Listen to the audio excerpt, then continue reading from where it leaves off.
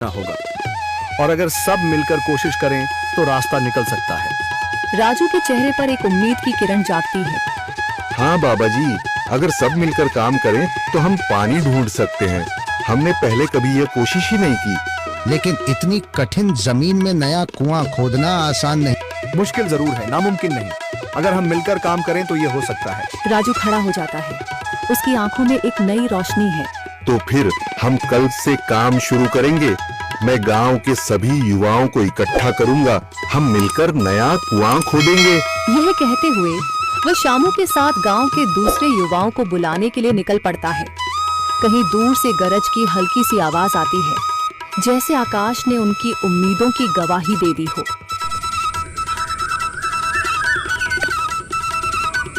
अगली सुबह राजू और शामू गांव के युवाओं को इकट्ठा करने निकल पड़े। चौधरी महेश की हवेली के सामने एक भीड़ जमा है। बाबा जी, संदरी, गांव के कुछ बुजुर्ग और किसान सभी मौजूद हैं। हम हाथ पर हाथ रखकर नहीं बैठ सकते।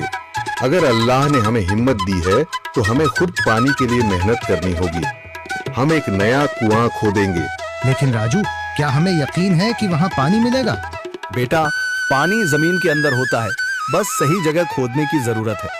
हमने अपने बुजुर्गों से सुना था कि पुरानी नहर के पास जमीन नरम थी, शायद वहीं पानी हो। बाबा जी सही कह रहे हैं। अगर तुम सब यह काम करने के लिए तैयार हो तो मैं अपने कुछ मजदूर भेज सकता हूँ। धन्यवाद चौधरी जी, लेकिन हम सब खुद भी मेहनत करेंगे। यह हमारे गांव के अस्तित्व की लड़ाई है।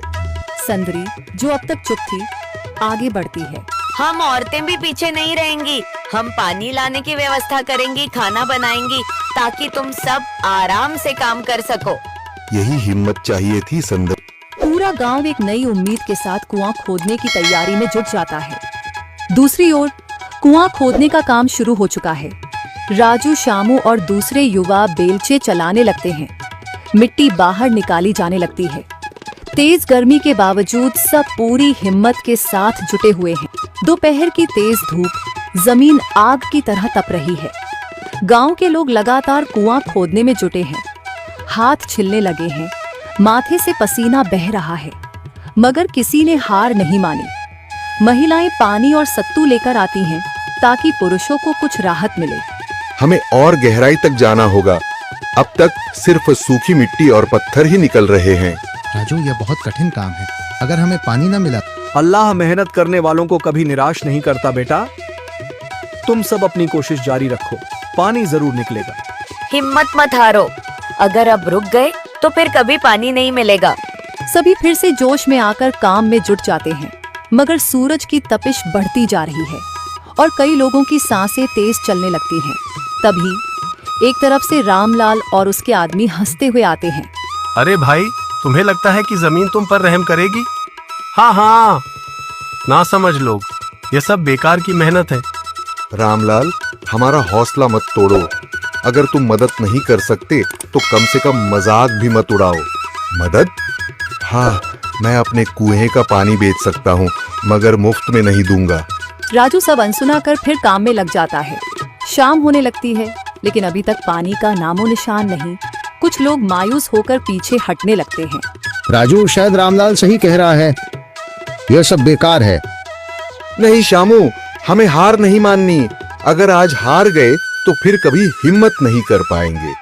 तभी अचानक फावड़ा किसी कठोर चीज से टकराता है। एक अजीब सी आवाज आती है।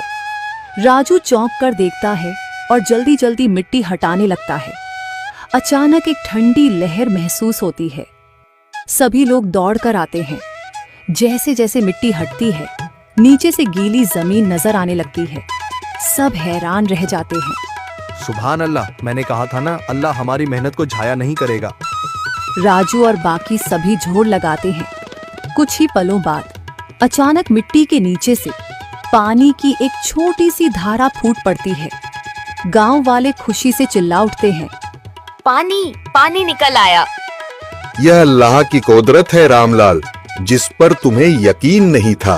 पूरा गांव आनंद से झूम उठता है। लोग एक दूसरे को बधाइयां देते हैं। औरतें दुआ करने लगती हैं। कुछ दिन बीत चुके हैं। गांव वाले नए कुएं से पानी भर रहे हैं, खेतों को सींच रहे हैं और जिंदगी फिर से पटरी पर लौट रही है। मगर रामलाल अब भी अपनी